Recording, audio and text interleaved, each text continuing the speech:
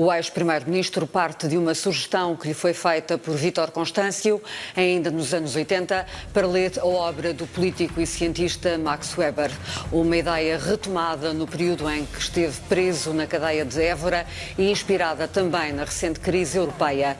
A partir daí, Sócrates fala sobre o carisma e a liderança e analisa a interação entre estas duas formas de poder.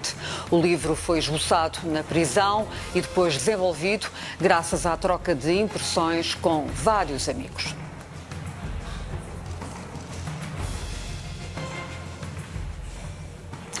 Tenho aqui ao meu lado então o engenheiro José Sócrates. Muito boa noite, Sr. Engenheiro. Boa noite. Porquê este livro sobre este tema e agora? Bom, em primeiro lugar, esta reflexão tem a ver com o projeto europeu. Chego à discussão sobre o carisma, isto é, na sociologia moderna as questões do carisma fazem parte do debate sobre a liderança política, mais propriamente. E o que se tem passado nos últimos anos com o projeto europeu, o desencantamento europeu, como lhe chamo, levaram-me a fazer uma reflexão sobre os temas da liderança política. Como sabe, a liderança política é uma questão crónica na União Europeia. Mas o que se tem passado nestes últimos anos na União Europeia coloca não apenas a questão da liderança política, mas a questão da legitimidade política na tomada das decisões. O que nós estamos a assistir na União Europeia é, de certa forma, uma deriva tecnocrática, isto é, um poder e as decisões entregues aos organismos burocráticos, aos organismos administrativos. Quando fala da União Europeia também inclui Portugal? Também inclui Portugal, porque houve uma tendência nos últimos 20 anos de nós passarmos algumas das áreas mais nobres da política, isto é, que necessitam de um debate, que necessitam de um juízo social para que as decisões sejam tomadas, mas para as retirarmos da política, de certa forma, e entregarmos-las a entidades administrativas independentes. Veja que é isso que se passa com a regulação dos mercados de capitais, as matérias de política monetária entregue aos bancos centrais, telecomunicações, política da concorrência. Agora, até em Portugal, entregamos a nomeação dos altos funcionários a uma entidade administrativa pertencamente independente. E esse governo de funcionários, basicamente é disto que estamos a tratar, representa uma deriva tecnocrática pouco compatível com aquilo que é a necessidade de uma legitimidade democrática. Nós vamos ter a oportunidade. É por isso que se coloca a questão da liderança política e é essa a razão que me levou a escrever este livro e a regressar a um dos temas mais clássicos da filosofia política, é o tema da liderança e o tema do permanente... Tem séculos este debate, confronto entre a dominação tecnocrática e a dominação Nós vamos ter a oportunidade de desenvolver esses temas na 21ª hora, daqui por alguns minutos, mas aquilo que talvez fosse de esperar neste momento de si era que escrevesse um livro sobre o processo em que está envolvido com a Justiça. Sim, percebo, e eu escrevi muito sobre isso e tenho muita coisa escrita, mas decidi pôr isso tudo de lado. E fazer aquilo que há muito tempo alimentava no meu espírito. Há cerca de 2 anos fui convidado para fazer umas conferências, uns seminários sobre a questão da liderança política ou a questão do carisma, que remete, como digo, na sociologia política moderna para o debate sobre a liderança. E, de certa forma, foi esse esboço que fiz quando estive preso. Fiz um esboço que tinha, basicamente, 5 lições sobre o carisma e depois fui adaptando e fui alterando em virtude das... Mas não agora sobre o processo. Não agora, porque não é o momento para o fazer. Haverá um momento para o fazer e escreverei sobre essa matéria. Como disse, já tenho escrito muito. Quando estive na prisão, respondi a todas as questões, impedido de dar entrevistas, dei-as por escrito e, portanto, tenho muita coisa escrita sobre isso. Mas decidi pôr tudo de lado e fazer aquilo que há muito tempo acalentava no meu espírito fazer, que era uma reflexão sobre a questão do carisma e o que representa, no fundo, o livro baseia-se nesta ideia na dupla fase do carisma. Há um carisma autocrático, todo o século XX foi uma expressão daquilo que há de pior nas lideranças carismáticas, o século XX, e não apenas o fascismo, mas também o comunismo, com o culto do chefe e com o culto de personalidade das lideranças e a ideia do chefe carismático como alguém transportado em triunfo pelas suas tropas, tudo isso era uma discussão do carisma muito ligado aos déspotas e à autocracia. A que nós voltaremos, Sr. Engenheiro. O meu ponto é apenas isto, só para concluir. é que há um carisma democrático e há muitos exemplos de carismas democráticos. Nós iremos que eu falar procuro no livro. da questão do carisma, da liderança e também da forma como o senhor, na qualidade de líder partidário e primeiro-ministro... Mas este livro não é sobre mim. Eu sei, mas a partir da sua experiência poderá definir um pensamento sobre isso. Mas ainda voltando à questão que lhe coloquei e que tem a ver com o processo em que está implicado, ouvimos os teus advogados há relativamente pouco tempo pronunciarem-se sobre o facto do Tribunal da Relação ter indeferido o pedido de recusa do juiz Carlos Alexandre, mas ainda não ouvimos nada da sua boca. Como é que reagiu a mais esta derrota da relação? Bom, se quer um comentário, eu faço com gosto, fazendo um parênteses no debate que tinha consigo a propósito do livro. Em primeiro lugar, para dizer o seguinte, felizmente para todos, este processo está a correr à frente de todos os portugueses. E o que aconteceu, a Judite Sousa é testemunha disso, passou-se à frente de todos. Isto é, o senhor juiz decidiu dar uma entrevista fazendo uma insinuação maldosa a meu propósito. E maldosa porque essa insinuação é uma insinuação falsa, é uma insinuação que não tem um mínimo de fundamento e que espelha, no meu ponto de vista, uma desconsideração daquilo que é o fundamento da legitimidade do juiz. O juiz está sempre baseado na sua imparcialidade. Mas o Tribunal da Relação não lhe deu razão. É verdade. E, no meu ponto de vista, incorretamente. O senhor acha que os juízes estão feitos uns com os outros? Bom, não sei se há esse fenómeno de corporativismo e de aparelhismo. Espero que não e quero contar que haja uma suficiente independência. Mas, se me permite, pedir-me um comentário sobre a decisão da relação e eu vou fazê-lo.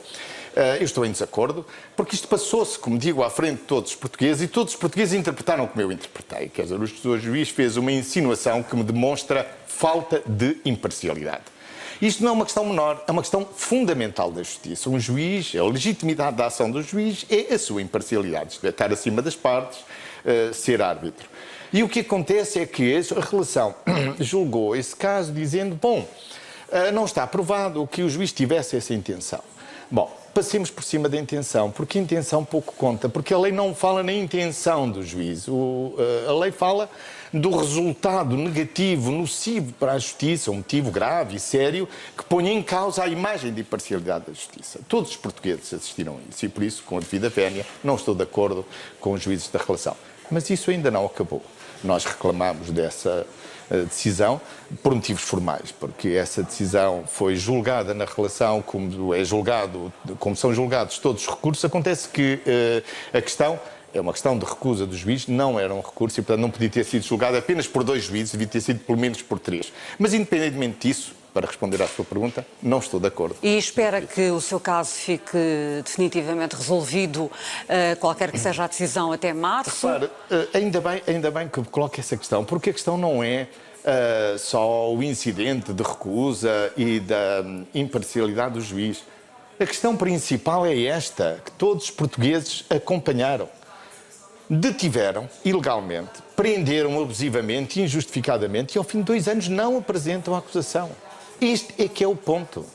E isto seria um escândalo em qualquer regime democrático, porque ainda por cima deixam um cidadão, entre o Estado e o cidadão, tem que haver algumas regras, alguns limites, algumas linhas vermelhas, e um dos direitos dos cidadãos é saber que o Estado tem um prazo para o poder considerar suspeito. Espera, portanto, que até março o caso conheça um desfecho. Não, o que eu espero é que seja considerado aquilo que eu acho e que está no Código de Processo Penal, é que este processo acabou.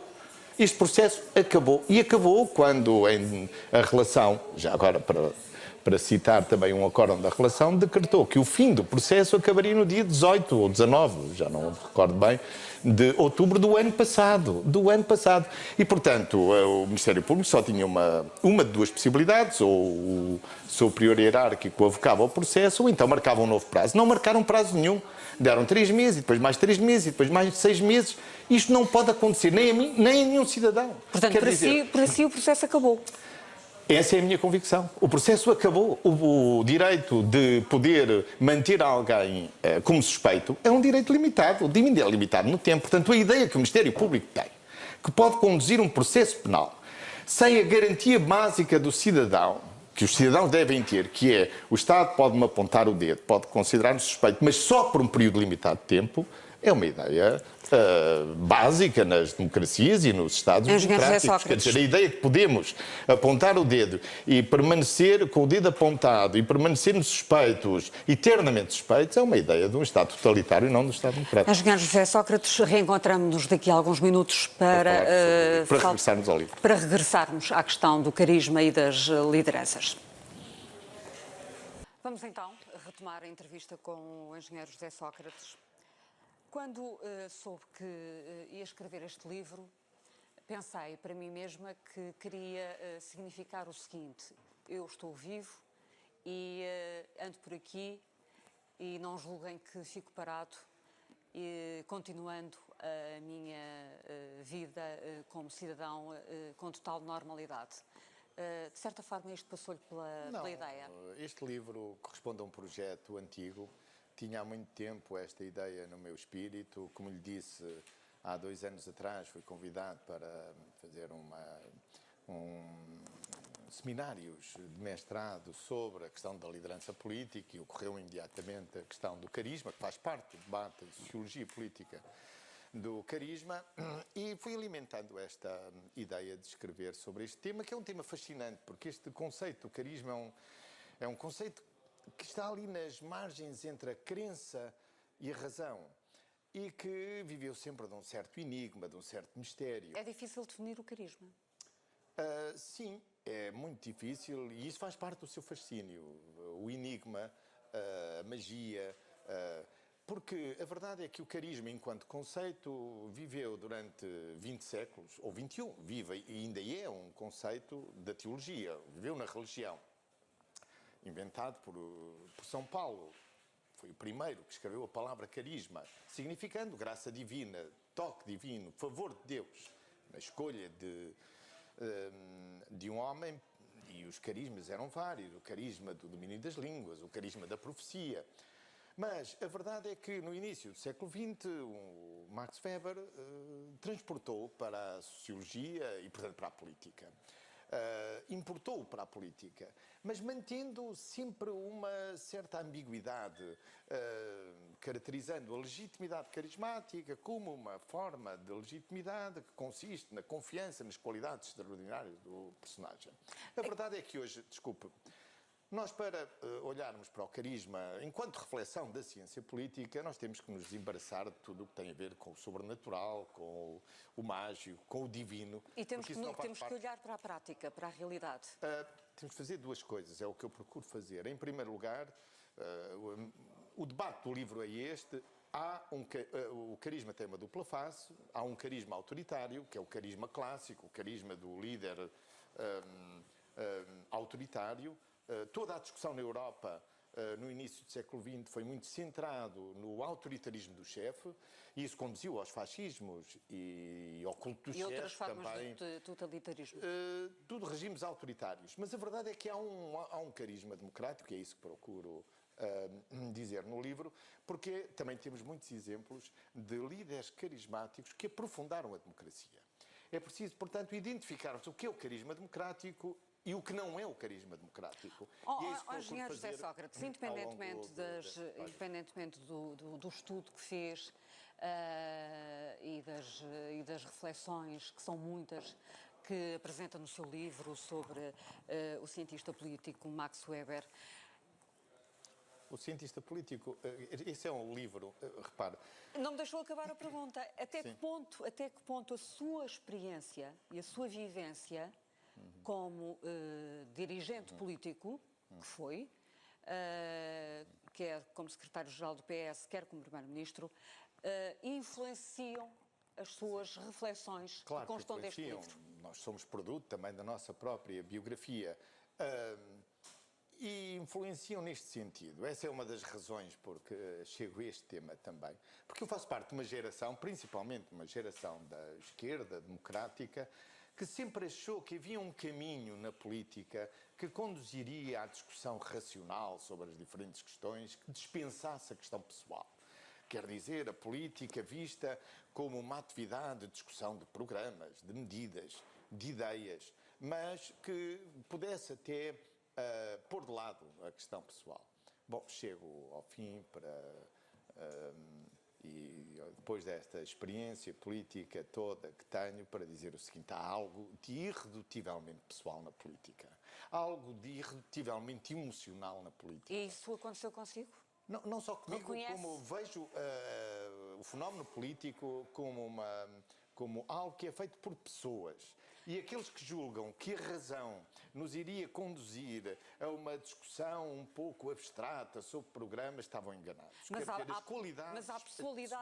personalidades e há qualidades pessoais e há o lado das emoções, ao lado da personalização do poder, mas sobre si sempre foi dito e sempre ficamos com a percepção de que o engenheiro José Sócrates atribuía uma grande importância a tudo aquilo que tivesse a ver com a construção de um personagem carismático. Não, peço desculpa, mas isso não é verdade. Se tinha essa ideia, ela não é verdadeira. Justamente eu falo sobre isso porque há nesta política moderna este pseudo-carisma, esse falso carisma, que é o carisma construído. É o carisma que hoje se constrói na comunicação social e, em particular, na televisão. É o carisma Mas o do senhor sempre deu muita storytelling. importância à televisão. Não, na comunicação política, com certeza. Eu, como todos os líderes políticos, não há nenhum líder político que dispense a televisão. Isso hoje é impossível.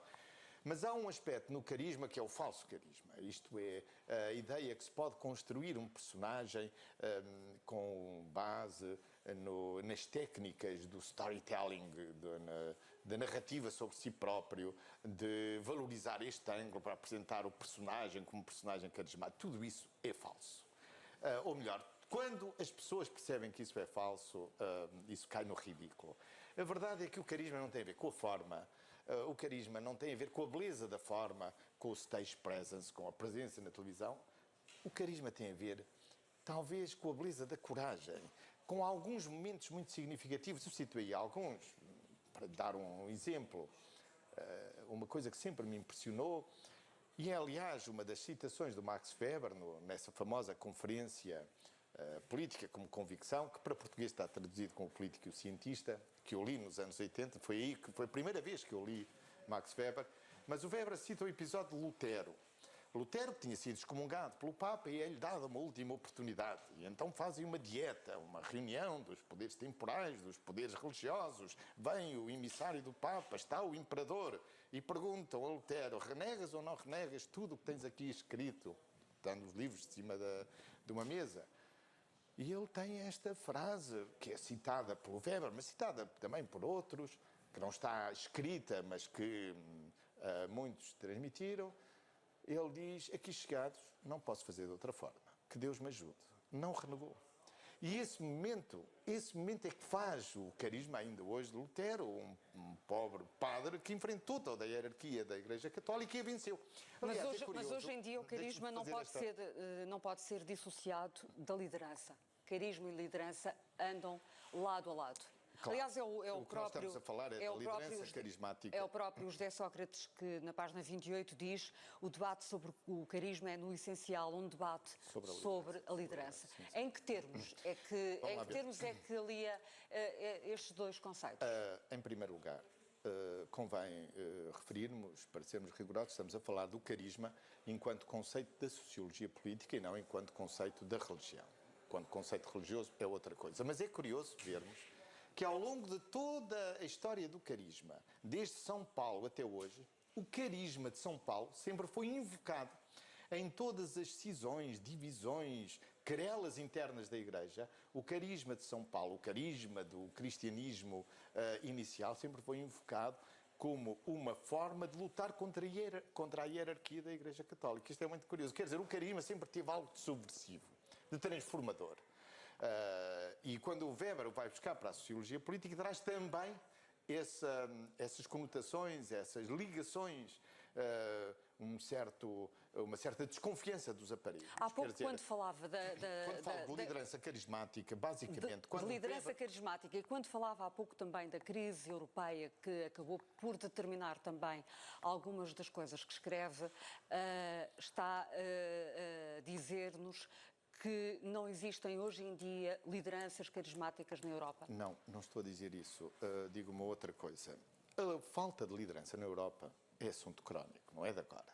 O que se acentuou nestes últimos anos foi a falta de legitimidade política.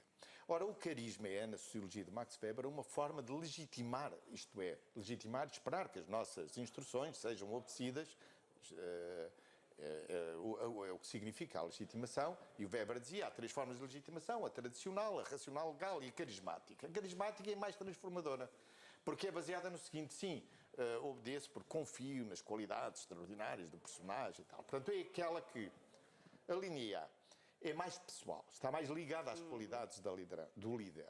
Em segundo lugar, é mais emotiva. E em terceiro lugar, é também transformadora. E porquê que eu falo nisto a propósito da Europa? Porque nos últimos tempos, o que nós temos tido na Europa é uma dominação dos aparelhos burocráticos e administrativos. Repare, todas as decisões na Europa não são tomadas por pessoas que são escolhidas por si. Mas isso não é de agora. Não, acentuou-se desde 2008. Quer dizer, todas as decisões europeias que têm a ver... Porque, repare, a partir do Tratado Orçamental, nós já não temos autonomia para aprovarmos o nosso próprio orçamento, que era uma coisa que antes não existia, sem antes o mandarmos para Bruxelas, para um escrutínio na máquina, na burocracia. E quem é que toma essas decisões? Não sabemos. É o governo de ninguém, como a Ana Arendt dizia. O governo de ninguém é tão tirânico como qualquer déspota. É pior, aliás, porque não podemos pedir explicações ao déspota. Quando há um regime tirânico, nós dizemos este é o tirano, é o culpado, é este que devemos responsabilizar. No governo de ninguém, no governo dos aparelhos, é por isso que esta deriva tecnocrática... Repare, quando o Weber escreveu sobre o carisma, ele também intuiu esta lógica, que é uma lógica que tem muitos séculos, de disputa entre o poder tecnocrático, o poder dos aparelhos, o poder dos funcionários e o poder político, isto é, o poder que emana do povo. Quer dizer, no fundo é a pergunta clássica da filosofia, quem deve governar? Resposta do tecnocrata, quem mais sabe. Resposta dos democratas, quem o povo escolhe.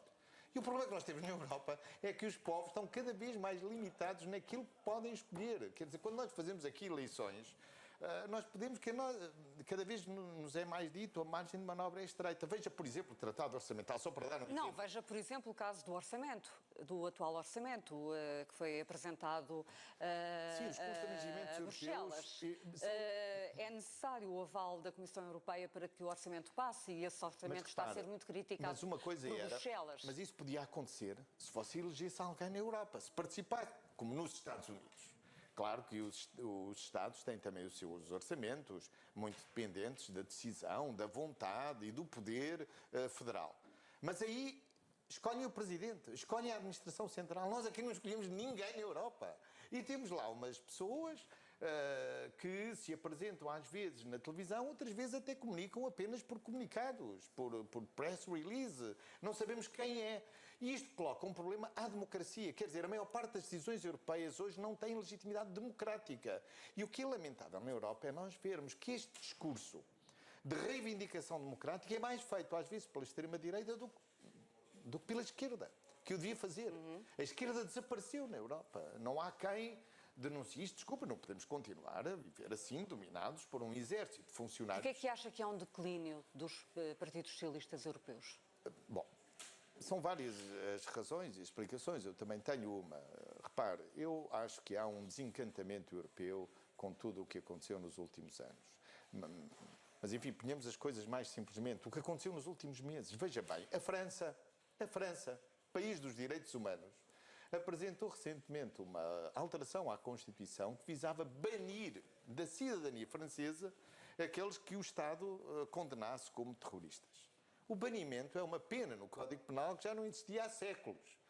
E no país dos direitos do homem, claro está, isso levou à admissão da ministra, isso deu uma grande controvérsia e acabou por não ser aprovado. Mas um presidente socialista propô-lo. Veja a Dinamarca. Mas antes da Dinamarca, deixe-me perguntar-lhe, Marine Le Pen é para si uma líder carismática? Bom, sabe, a liderança carismática, em primeiro lugar, é preciso, como digo, é uma liderança muito pessoal, feita das características pessoais, liderança também emotiva, que gera uma corrente de emoção, mas também transformadora.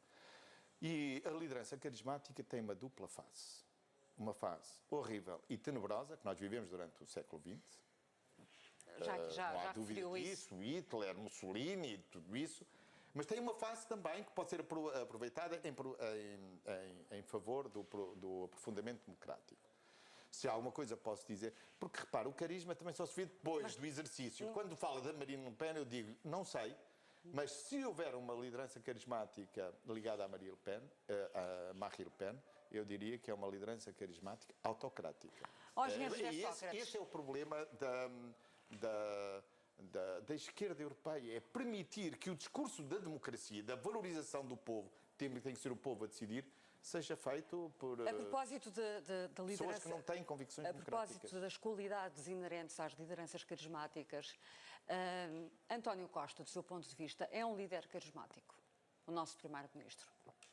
O António Costa é um líder em formação, é um primeiro-ministro ainda recente, que tem, naturalmente, um percurso político, e sabe, nós cometeremos sempre um erro se acharmos que nós podemos agora elencar as qualidades que um líder deve ter para ser um líder carismático. Isso cometeremos sempre um erro. Porquê? Todos esses exercícios na sociologia acabaram por falhar. Às vezes temos até carismas e líderes que deixam uma impressão muito positiva na história e também negativa. Mas porquê é que ele diz que ele é um líder em formação se ele foi ministro por várias vezes?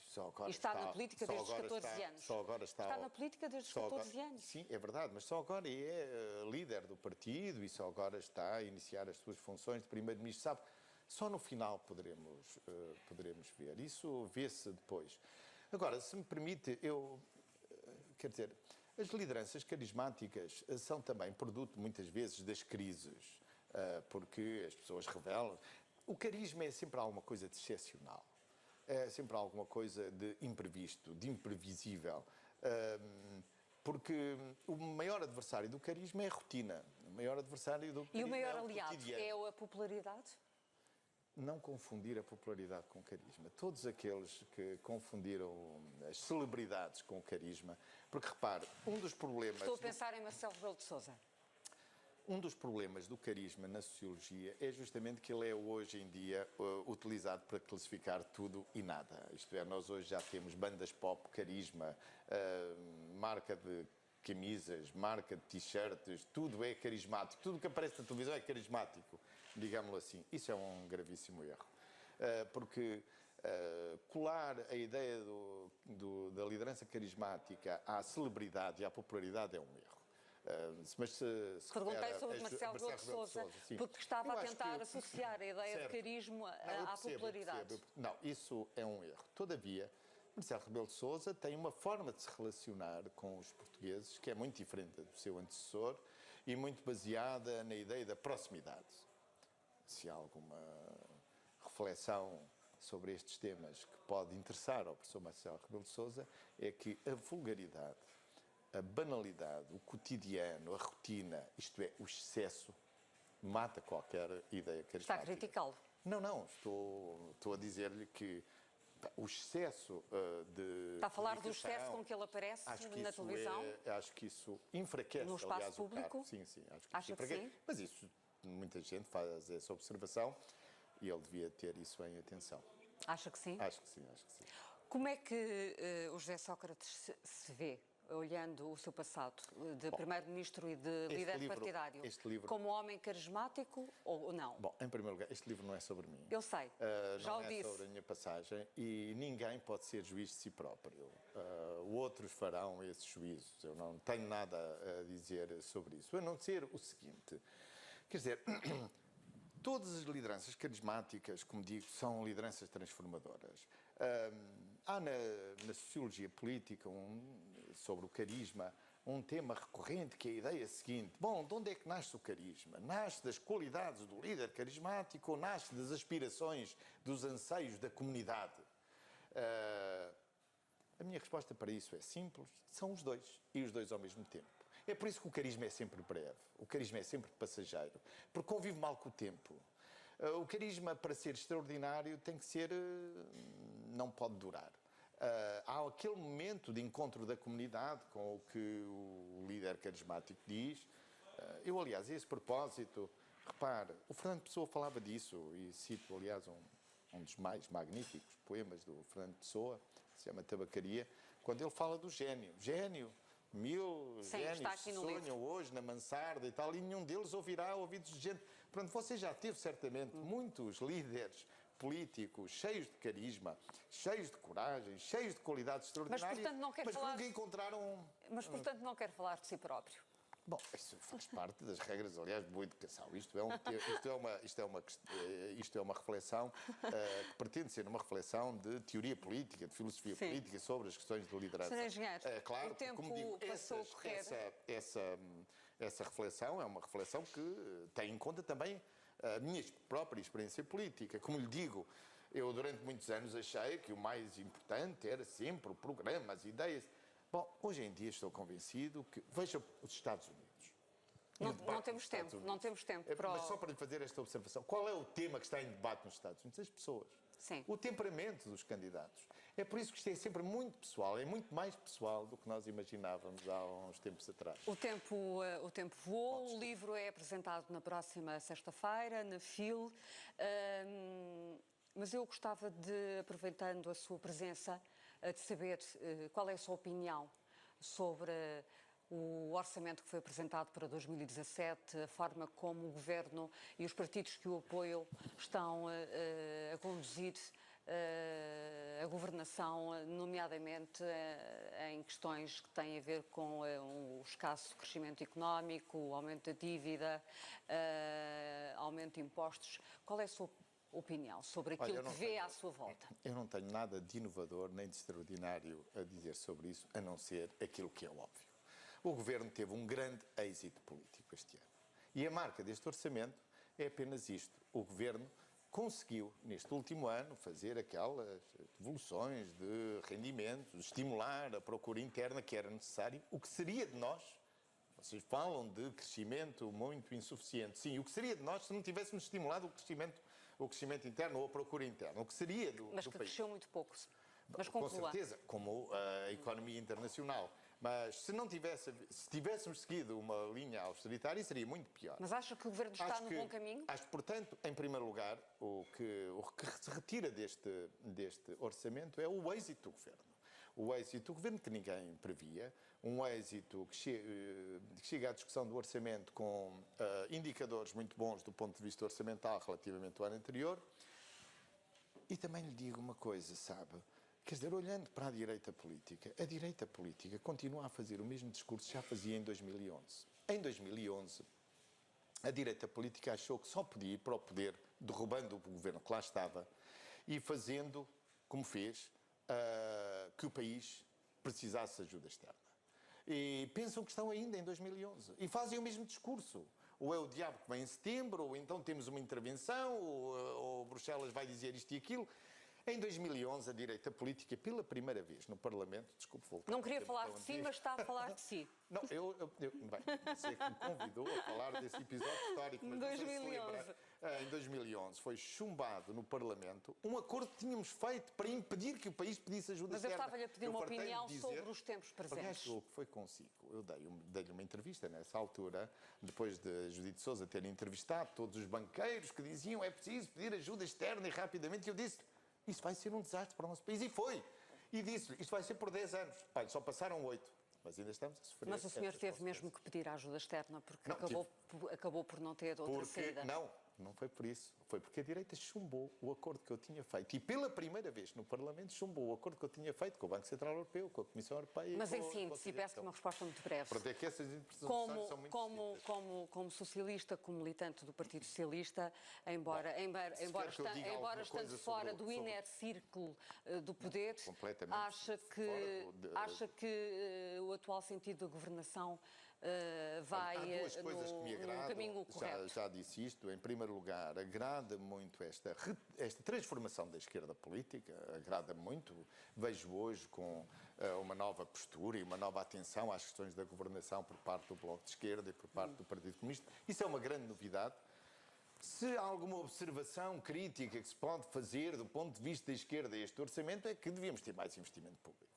E o que eu não compreendo é vir agora à direita política, estes anos passados, vir reivindicar mais investimento público, quando foram as forças políticas que mais me criticaram por eu estar a fazer aquilo que era correto fazer naquela altura, apesar de termos rigor no orçamento, mas termos alguns investimentos públicos para darmos emprego, para movimentarmos a economia. Se tudo isto precisa de mais crescimento, isto só se faz de uma forma, Judite de Sousa, com mais investimento público. Mas repito, o traço dominante desta discussão do orçamento é este: êxito do Governo neste ano orçamental. Sr. Engenheiro, muito obrigada por ter vindo esta noite à TVI. Fique por aqui a 21ª hora. Obrigada pela atenção. Boa noite.